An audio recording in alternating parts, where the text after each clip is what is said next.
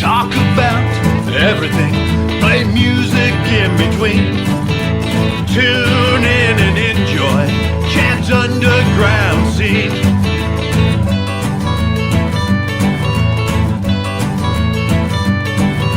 Talking music, you know what I mean. Tune in and enjoy Chad's underground scene.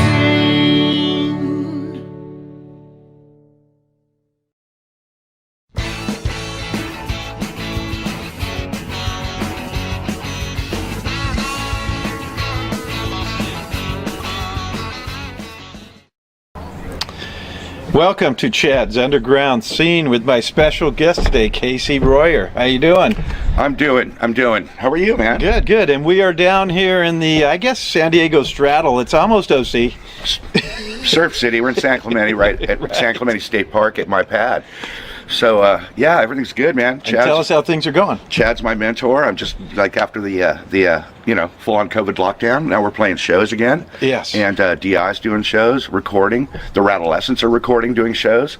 I'm in a band called The Immortals. We just got done recording. Not doing shows yet. But everything's good, just, like, kind of kicking back. I guess the pandemic has subsided. And we couldn't ask for better weather today. Nice little breeze. Yeah, it's nice. There's not people out in the desert are burning up, but we're just sitting here 120 there, and it's like about what 65 70. Yeah, we're really stoked because that little coastal eddy, they call it, where moisture comes in from the ocean. So it's always cool here. It's kind of classic for Southern California. I'm at the most southern tip of Orange County you can get before you go to Oceanside in San Diego County. So San Clemente is just like a blessing, but don't come here. There's sharks, they'll eat you. No, So let's go way back and let's start maybe at the beginning. Okay, at the beginning. You're jumping into punk rock. Well, let's see. I was 10 years old with my dad gave me a drum set, and my uncle in Anaheim. My grandma went to Anaheim High School in 1915. When I was 10, or growing up, I played drums at my grandma's house in Anaheim, and they had a beach house in Laguna, like a trailer. So I kind of coexisted in that, growing up, learning how to play drums.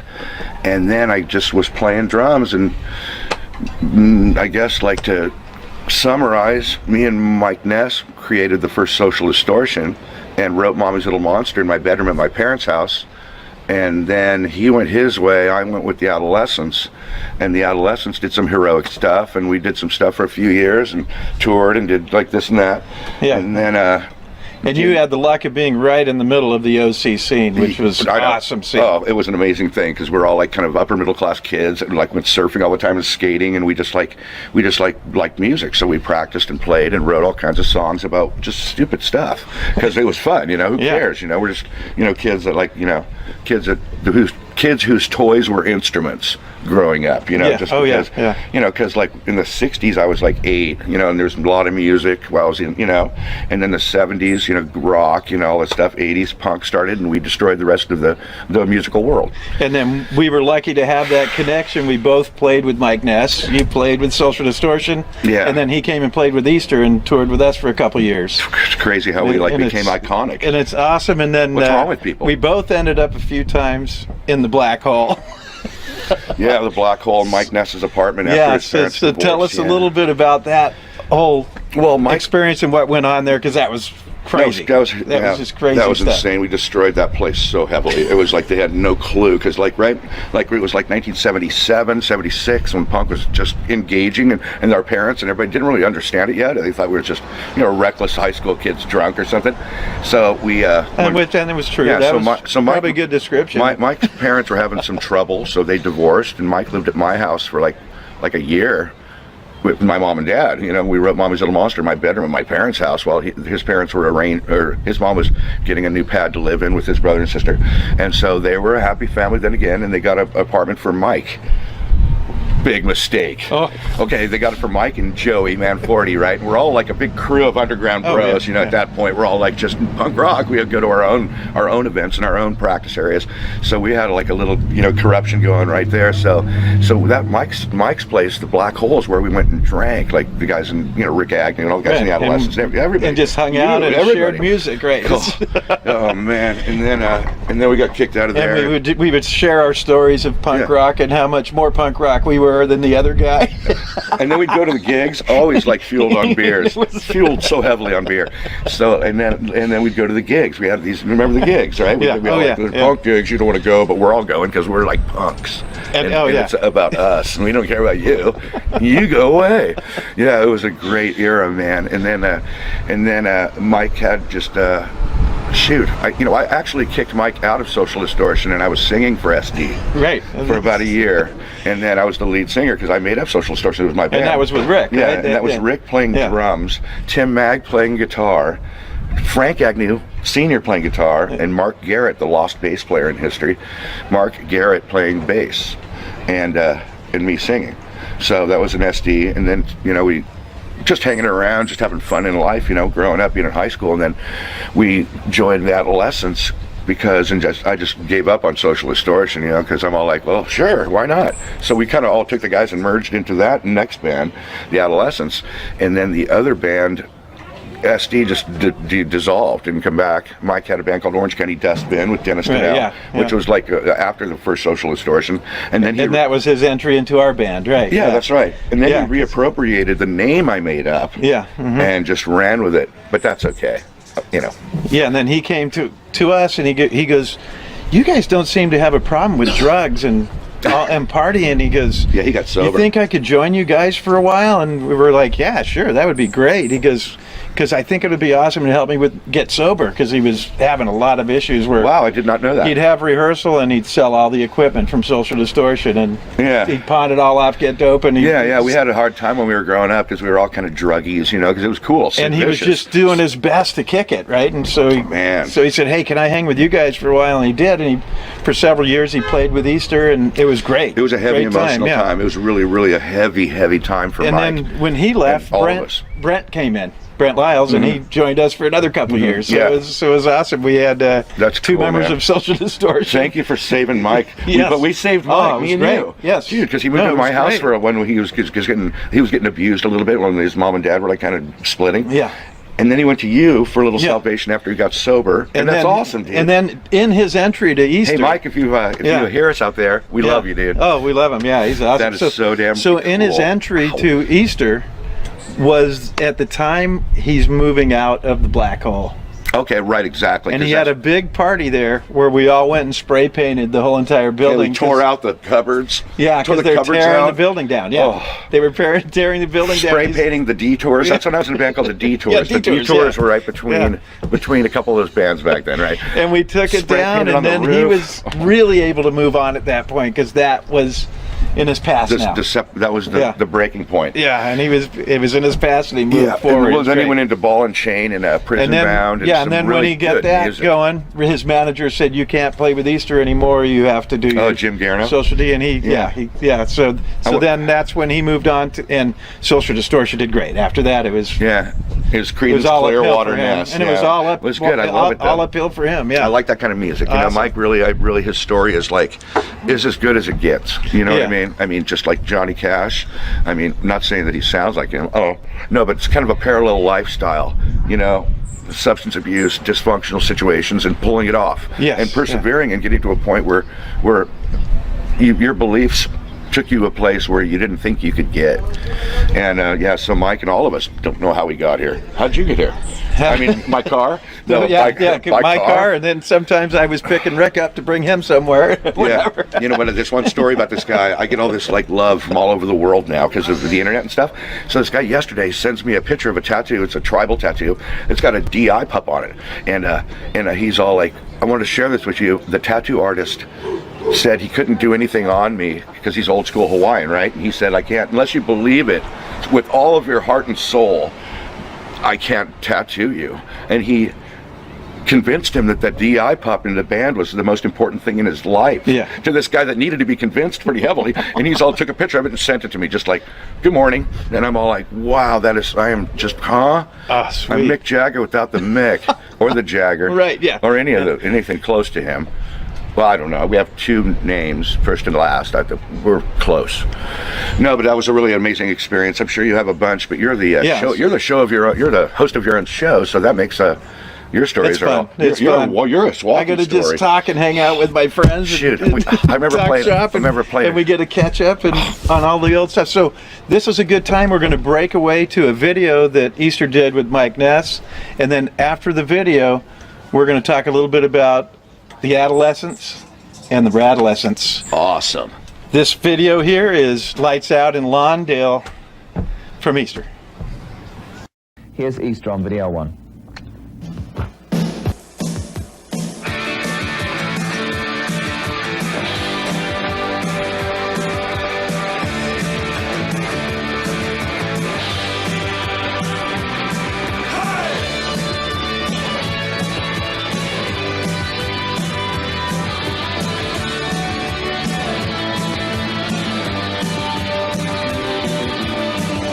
I look at my past, it's a front and side.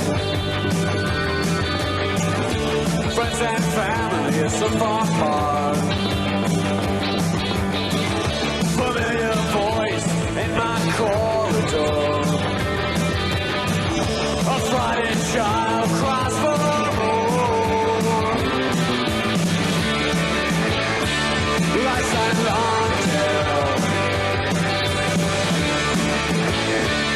Lights at Lawndale. Someone's moved in the room next door. It's a couple miles to the liquor store. Oh, the TV's no use. Already tried it. The radio stops for a bit of quiet. Lights at Lawndale. Lights at Lawndale.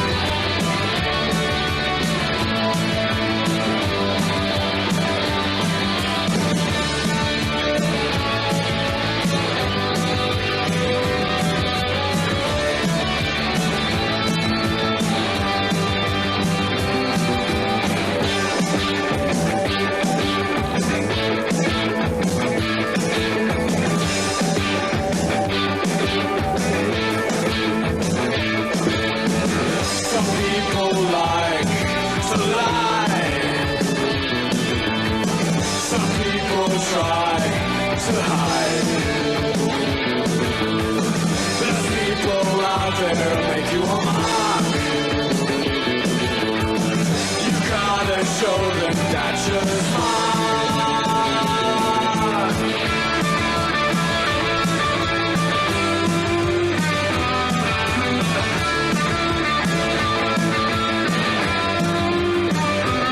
Lights out, lights out Lawndale. Lights out, lights out, lights out Lawndale. Lights out, lights out, lights out Lawndale. Lights out, lights out, lights out Lawndale.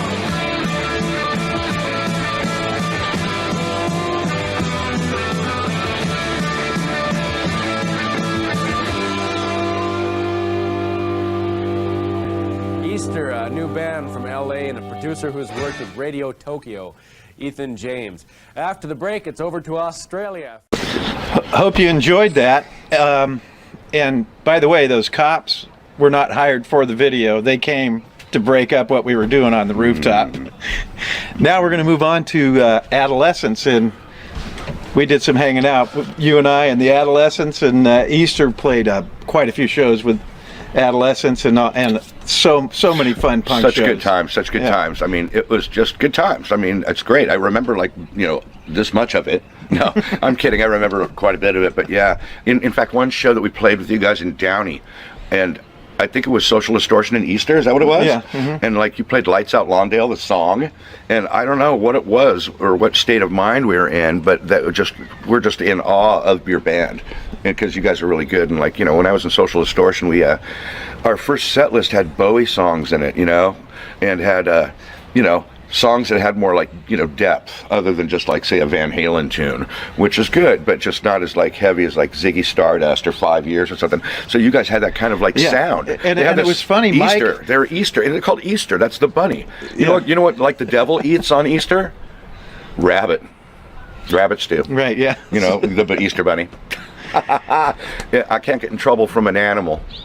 Okay, let's see. And it was funny, And Mike. it was the funnest show. when- I mean, these guys yeah. are great, man. They had mohawks and stuff. And their music was kind of like the early Clash, like, and we were into the Clash and just songs that were good, other than 1, 2, 3, 4, you know, because we got Discharged, you know, and EGBH, and we loved all that stuff. But you know, something more characterized, Yeah, oh, yeah. more classy of writing. We just liked it. And then Mike was, you know, we thought I was the bitchinest thing ever. And then Mike Was Dennis was the in the king. band? He was the king of cool. Was Dennis in the band then? No, Yes, no. yeah, Well, yeah. And I was playing drums. Yeah, Dennis had. Yeah. I don't even remember that time. I remember the gig. Yeah. And I thought Dennis was playing, just as I recollect. And Yeah, and then Dennis came back, and he was there for the rest of the duration until he passed away. Mm-hmm. And that was tragic. He had just got everything together, and man, I had just played golf with him like the week before, and he was telling me about how he had put everything back together. He had bought a new house, yeah, in Newport. and everything was going great. He's going to move to this new house. And then he buckled in the it was driveway. when he was moving the boxes in. He had an aneurysm right in the driveway. Right, yeah. Right across the street from Hoag Hospital, too, Yeah. in Newport Beach. And that's the best So hospital. tragic, yeah. And he just didn't make it. Yeah, that was, shoot. God, the memories of Dennis and his parents' house were, his love parents' Dennis, house was yeah. like, we all went to Ladera Vista Junior High School, you know, in Fullerton. So Dennis's mom and dad's house was outside of the field in the fence across the street, you know, and we'd all go there and just hang out and just like, you know, hang out when his parents were lit the house on fire once accidentally. And then he would do anything Right, for you. You could count on him. If you needed Yeah, yeah. anything, he was there. He Yeah, was we were like, all there "Dude, for what do each you other. need?" Yeah. We, you know, our underground camaraderie ran Yeah, deep, you know. amazing. And it was yeah. intense, and the music was fueling us, and we were all good kids, really, because we came from like moral families, pretty much, you know. Little dysfunction here and there, but so it was great, like, you know, being around each other and just living that lifestyle without any like negative thoughts or anything. Oh, you know, right, yeah, we're just yeah. like, you know, loving it, and it was good times. Still loving it. Now the kids wish they were like there when we were there. Oh no, exactly. But it's never going to be the same. Well, no, you don't. Yeah, You don't yeah. want to do that. I want to be in a band. No, you don't. No. There's Get a lot get of real- other stuff that goes with the fun. Yeah, 80% hell, 20% That's a little bit unfun. heaven. Right. Yeah, it's pretty great though, man. Yeah, oh, yeah. You know, we both toured the world and And more. the stories that we can tell. Right. Yeah. The stuff in our head. And they're not stories; they're true life adventures. I remember I right? took acid, went to the top of the Eiffel Tower with this French dude once. I'm just, what? Just, you know, hallucinating. There's, you know, the tower, you know, stuff like that. You know, simple stuff that really makes life worth living. You know what I mean? And then you came down holding hands and lived happily ever after. With right? a girl. Oh, not the guy you went up there with. Okay. Yeah, I've never been gay. I didn't have it in me. Oh no. Okay. You know, So tell us Freddie a little- Mercury. Freddie Mercury Yeah. never had a driver's license. Kept rear-ending people. The DMV. There's the most off-color joke you're going to hear tonight.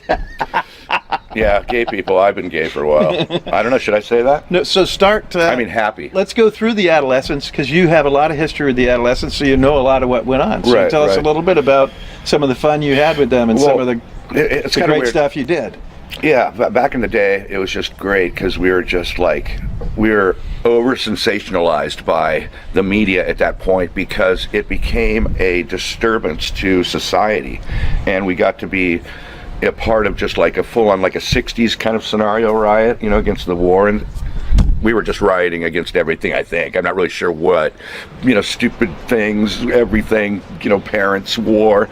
We just wanted to bark and stuff, and we got media attention, so we thought this was kind of cool. We're on TV now. And then, you know, hey, we're booking more shows. They'll probably be filming there. We're going. And we were just wrecking it, just having fun wrecking and just like playing this fast kind of new style of music. And my mom kind of freaked out. She said, She said, quit. Social Distortion. Or no, it was the Adolescents. She's all quit. And then I'm all like, okay, I quit. I pretended I called my band. I'm quitting. Okay, Mom, I quit. Hung up the phone, and then, you know, she saw me on TV on we're going on tour? We're going, yeah, Ion Since LA. you hung up, I'm on tour. Channel 7, Ion LA is all punk rock show at the Starwood or Stardust Ballroom up in Los Angeles. Gets a little out of control. Fear, the Adolescents, And you're Black standing Flag. there? No, I'm playing. They had live footage of me, and my mom's looking at it going like, you are right, you didn't quit that bad. And I'm all like, I'm moving out. I gotta move out. But I still went to college after that breakup with my parents. And everything went good. We destroyed the college we went to and played the student center and just were dysfunctional there. I had a radio program in 1980. Oh no, hey, actually it was in 1977. I had a radio program at Fullerton College in Fullerton called something, I didn't even remember. And I played punk rock because it was fresh. All the records were fresh. You know, the first Fear record, the first DK record, everything was fresh. And we're just all like, you know, kind of going, you know, we're into it because it was just underground and bitching, and we were kind of underground, you know, philosophically ourselves already at that point with music. So we kind of, I had this program director was losing it, Chuck Ronge. This was like 77, I think, maybe 78. He'd just watch me because he'd pull it off like when dead Kennedys say, "There's 6 of us, so have a hot dog sandwich." So they said, so he'd pull it off and go, "You can't do that." And I'm all, "Well, it's just a record." He's all, "No, guidelines." But I had my own station and played around like Fullerton College, like all the music that we played. Saw TSOL at the Student Center. I passed out under the piano. It was good. Which is what you did at a TSOL gig. Yeah, well, yeah. Even if you were in the band. Ooh, you're in trouble, Jack. Even if you're in trouble now. Jack's gonna get you. No, I love Jack, Ron. TSOL is one of my favorite bands. Great guys. I grew up with those guys.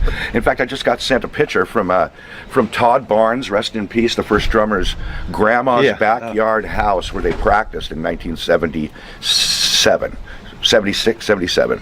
Me and Rick Agnew and Mike Ness went over to Long Beach for the first time. We just met these dudes because we're all kids and we're all like meeting punk rockers in bands, you know. So we went with Jack over to Todd's grandma's, and I'm never gonna forget, there were shits everywhere. There was like shits everywhere. Like every 2 inches, you could barely puzzle your way through the backyard landmine field, right? And I call it that because like Jack is like walking, and then we're following him, right? And he's all like, "Watch out for the landmines." Nice. I'm never gonna forget that. Jack said that. Yeah. Just like a suburban. And nonchalantly. Yeah, like nonchalantly. there was nothing going on. There's nothing going on here. Yeah, and then Mike and Ron and Todd were in the back taking bong rips, and they were like listening to Judas Priest, just some good metal. I'm all like, "Hey, we're from Orange County." I'm Mike. This is Rick. I'm Casey. We're all like 8. So, you know, Mike was like 16, 15. I was like 17. Right, yeah. Wow. So life is good, man. So then there was a few years from when you were in the Adolescents to the new one, the Radolescents. Oh, So the Radolescents, yeah, as a year. Tell us how that came about. Well, with the Rick, Rads, yeah. I wanted to get the original band together again because they're, you know, everybody's retroing on old bands and not old, but you know, middle-aged bands, we'll say, and Yeah, because we're not old. and I wanted to get the Adolescents back together, and then it was just all no. Tony wouldn't do it, you know, because I wanted to play with the Misfits at the Forum. Maybe people are booking shows that are kind of want the original band back together, and they'd be bitching because the kids like the Adolescents. So I tried to get that together. Yeah, the kids, they like it. Yeah, and you know, and I like it, the kids, and the middle, and the old kids, which is weird because we didn't really We love mature it. as much as Yeah, we did. no, we really. didn't. Yeah, We- not really. So they're all no. So I'm all, well, let's get the band together without Tony, and maybe someday they would merge.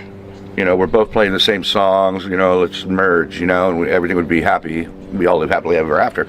And then Tony got madder, and we found out some weird stuff, this underhanded stuff that kind of happened. And the Radolescents would rather be the Radolescents than the Adolescents. It's kind of weird because the Adolescents aren't even the Adolescents. It's such a facade.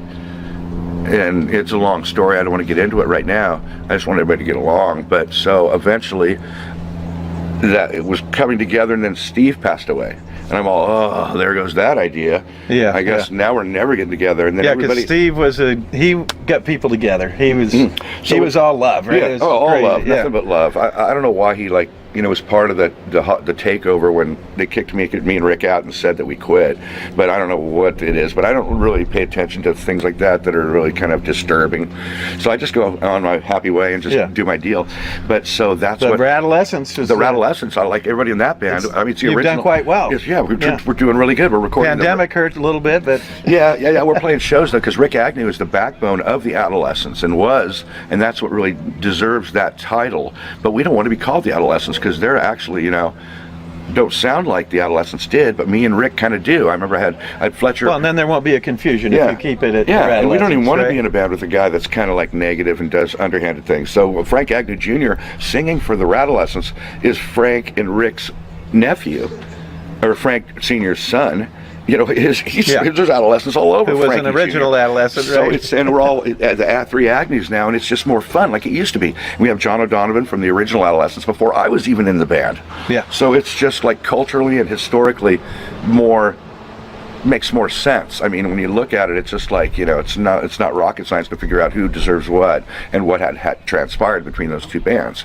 And it's exciting. It's exciting. And let's see what else. So you The Rads. you recorded a video. In fact, I've got at the the shirt Doll on Hut. right now. The Rattlescents. Yeah, Phytoplasm. Yeah, there you go. So you recorded a video at the Doll Hut. I was there Food for that. vacuum. So tell us about the recording of the Amoeba video. Oh yeah, that you did Oh, we did it. Okay. Doll Hut, yeah. Gabe Zavala. He's a filmmaker, friend of ours. You can look him up. He did a short film of Amoeba, which took the words that I wrote of the scientists in the lab and actually put a little like a skit together, like about maybe a 5-8 minute, just kind of like, acting skit that portrayed the lyrics of the song and followed along, looking in the microscopes and the whole thing. And then we played live at the Doll Hut and got a classic recording. And then all the cool people, all our friends were there hanging out. Dude. I love being And they're out. all- yeah. It's Oh, yeah. so damn cool. I'm having so much fun in life. Yeah, and So- I'm in the crowd in the video because Yeah. I came for that whole God. filming. It was awesome. That was good. Yeah, my son Casey Jr. was in it, was there, and it was a really great experience. Oh. Gabe really pulled it off. It's called Adolescence, a short film, and it's just so dang cool. And it was at a time when it was needed. That was the time when people were coming back to punk rock and they wanted to see that stuff, like you said. Yeah. And the kids, the second generation, which I would say is 10 years past my, younger than my age. Yeah. Yeah. Are all as solid as we. We're just all the same age. Yeah. So now we've got all these just different generations that are on the same page. Yeah. And it's fun, like you said. It's the funnest thing I've ever done. Oh, so fun, I'm having a great time hanging around you. How about you with me? Yeah, exactly. God. That's it. You want a back We rub? always have a good time You want a getting back rub? together. Well, I'm not going to do it. No, but there's a massage parlor up the street. And wow. And No, and sorry. then the other one you did, that other thing you did was pretty cool. You were on a motorcycle or a auto repair show. Oh yeah, we did. We got picked up by Discovery Channel. We did a pilot film or a pilot video, and shopped ourselves to Discovery and won. Yeah. Because I don't know. I guess Richard Rollins, the guy, his like Gas Monkey Garage Rehab. Yeah, and it was show.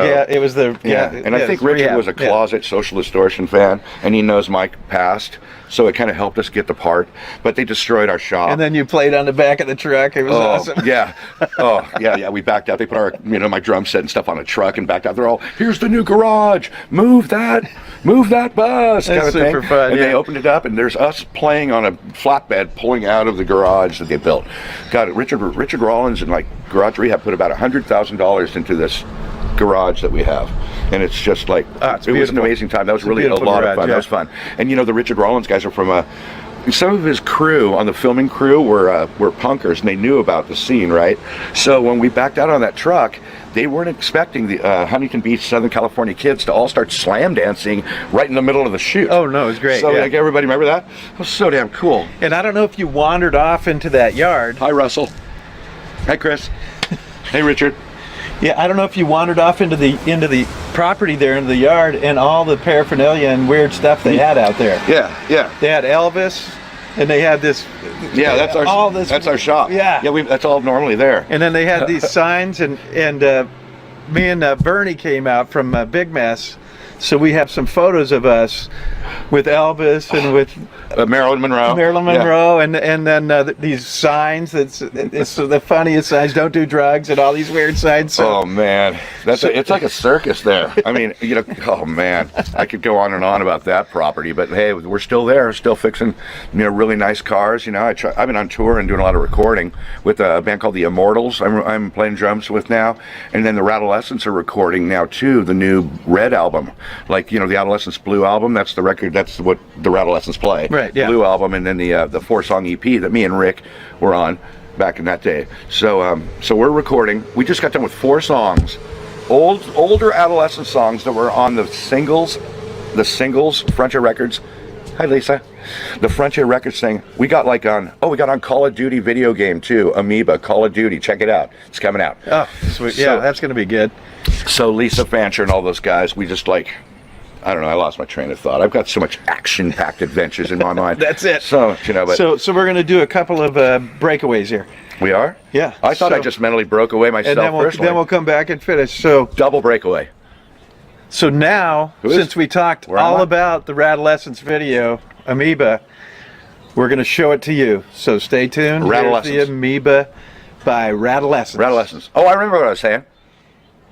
In a minute. Sweet. You're listening to KZ9 FM radio, bringing you the latest underground sounds of Southern California. Here's a new one from Fortune's own Rattlescents, swimming its way up the charts, Amoeba!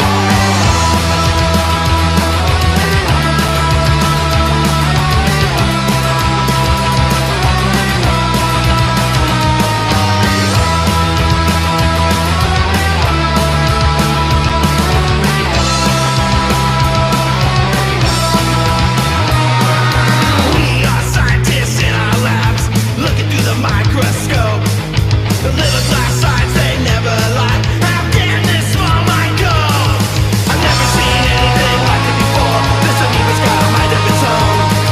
But don't turn your back to stupid science world. This amoeba's turning to its clone.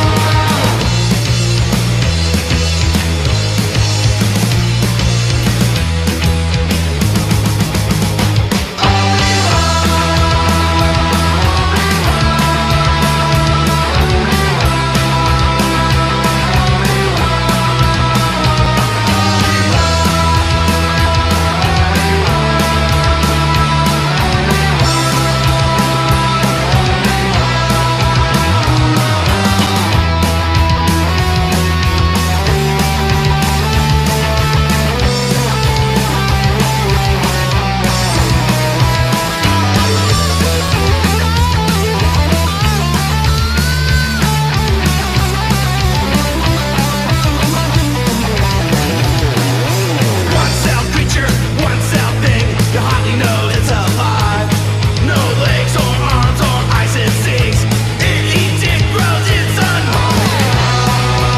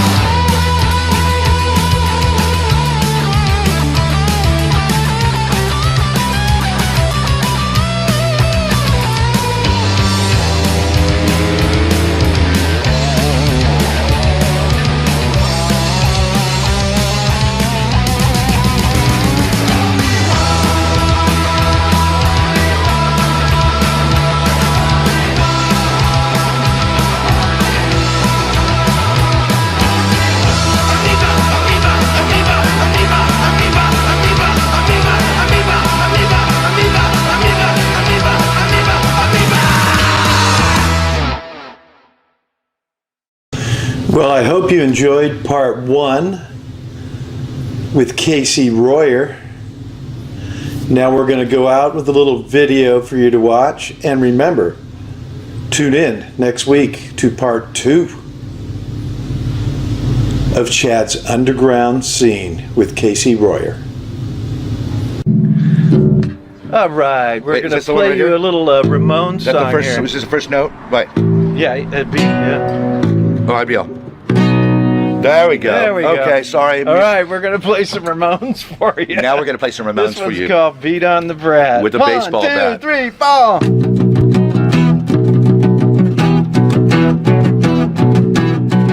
Beat on the brat, beat on the brat, beat on the brat with a baseball bat. Oh yeah, oh yeah, oh oh. Beat on the brat, beat on the brat, beat on the brat with a baseball bat. Oh yeah, oh yeah, oh oh.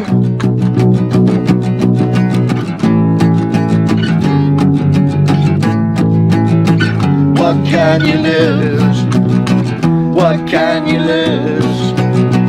With a brat like that always on your back, what can you lose? Lose.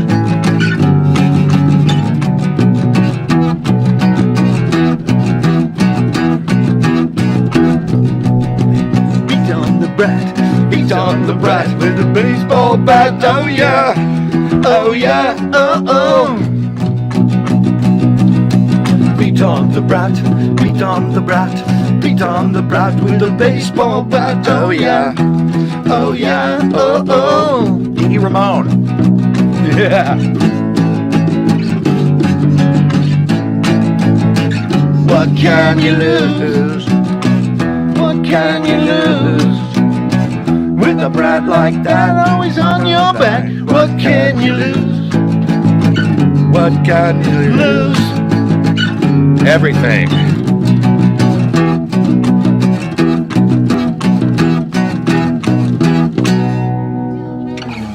Yes. Good ending. Punk rock. Good ending. That's some punk rock for you. Give me hugs.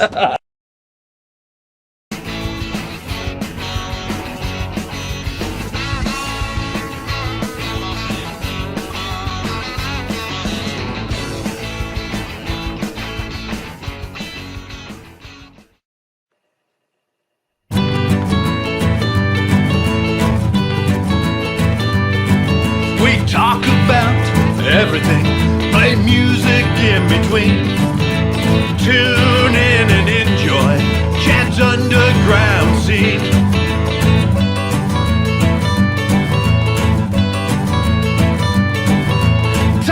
Talking music, you know what I mean.